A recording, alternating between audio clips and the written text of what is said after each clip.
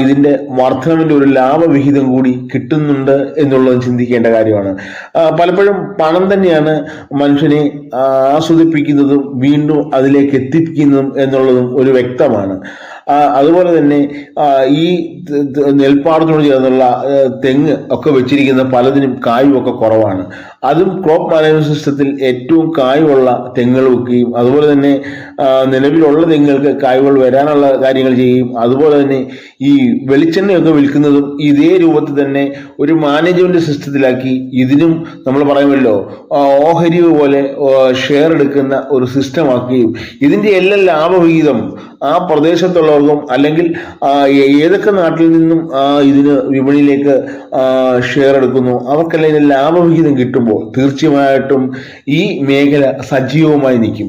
എപ്പോഴും തിളക്കം ഉണ്ടാവുക ഏത് പ്രദേശത്തും അത് പണത്തിന്റെ